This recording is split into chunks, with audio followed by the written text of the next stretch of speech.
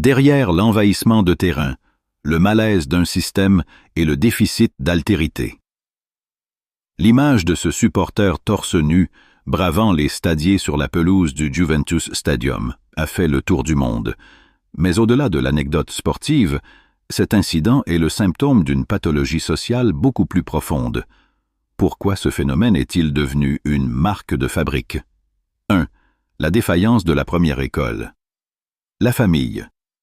Le comportement voyou observé n'est pas un accident. Il prend racine dans une crise de l'éducation.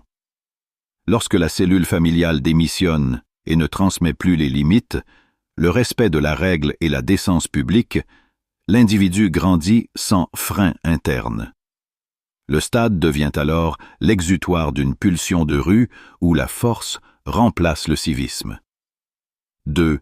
Le piège du discours de toute puissance. Il faut oser le dire. L'endoctrinement politique joue un rôle majeur. À force de répéter que l'Algérie est une puissance mondiale, un continent ou un foudre de guerre, on finit par créer une hypertrophie du moi national. Le supporter, qu'il vienne d'Alger ou de la diaspora, se sent investi d'une mission de conquête. Il ne s'agit plus de supporter une équipe, mais d'affirmer une domination arrogante sur un terrain qui ne lui appartient pas. 3. Le déficit d'altérité, l'incapacité à voir l'autre. C'est le point le plus grave. Nous souffrons d'un déficit d'altérité. L'autre, le club hôte, le pays d'accueil, la loi, n'existe plus. Il est nié.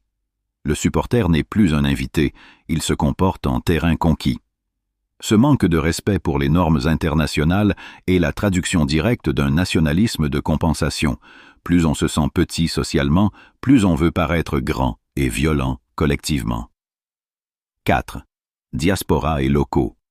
Un même sentiment d'impunité. Qu'on soit né en Europe ou au pays, le mécanisme est le même. Pour la diaspora, c'est une revanche identitaire. Pour ceux du pays, c'est l'exportation d'une incivilité locale banalisée. Les réseaux sociaux finissent le TR.